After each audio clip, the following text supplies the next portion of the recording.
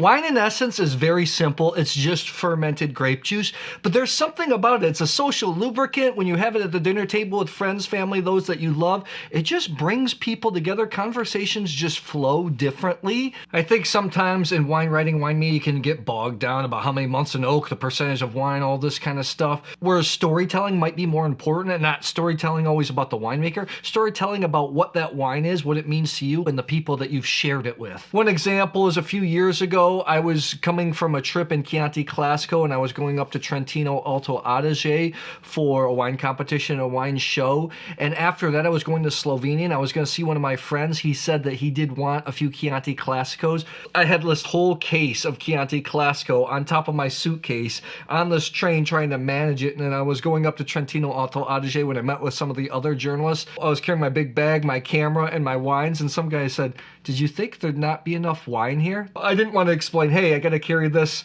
from one location to here to my next location, but this is, the cycle of things that us wine geeks go gaga over. When I pack to go on certain trips, I'm always packing wine because I want to share American wines a lot of times with my European journalist friends, and sometimes I just obsess and think too hard about it. This episode's going to be a little bit different. I recently started reading this book by David Brooks, The Second Mountain, and I watched a podcast that he was a guest on, the Chris Williamson Show. It was all about human connection, and one line really stuck with me. He said, "We're always better when we're in story mode." I'm going to try to do a couple more of these videos on the channel. When you really get into wine geeks like us, we're treasure hunters. We're always looking for this small producer from the far-flung corner of the world making tiny quantities of wine that are not so expensive, and we really think about wine. You really obsess about it. If you know anything about wine, when you go to dinner or you're picking out something, your friends usually ask you to pick a wine for them. Sometimes we're just so excited we do this without knowing their palate, and if they say the wine's bad, it's almost like an indictment on ourselves, our ego, and if the wine's good, we're almost like, whoa.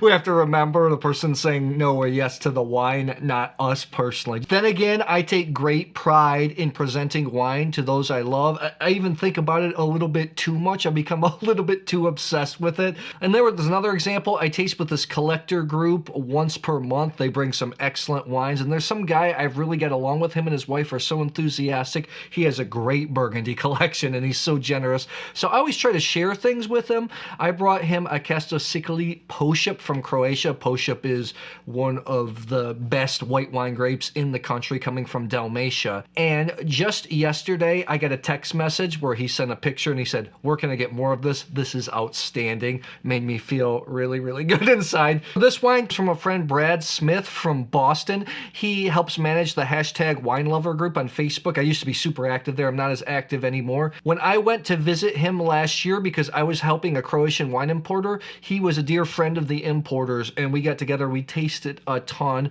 He's so enthusiastic about wine. In fact, he has a whole second company where he goes and buys collections, and then he goes and flips wines that he can flip, or keeps ones for himself so he can taste, because sometimes he finds some gems.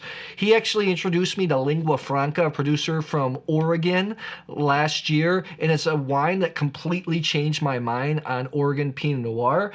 He after my Oregon Pinot Noir video came out, he emailed me. He said, "I just bought this collection. I'm going to send you a few bottles. I found this outstanding producer. You're really going to like it." So we'll see. So he packed him up, sent him over to me. And again, us wine people go gaga over sharing wines with people. This is the Sokol Blosser Kalita Vineyard Pinot Noir Yamhill Carlton. That's the AVA in the Willamette Valley 2022. $45. 2021 is an outstanding vintage in the Willamette Valley. 2022 is what I've tasted. They're still a bit young. They seem pretty fruity. The 21s I've tasted have all been outstanding, but I'm going to taste this. For some reason, a lot of videos have been Pinot Noir centric on this channel, but because for some reason I've been getting a lot of Pinot Noir samples, but hey, you know what? I'm not going to complain. Let's take a look at this wine here.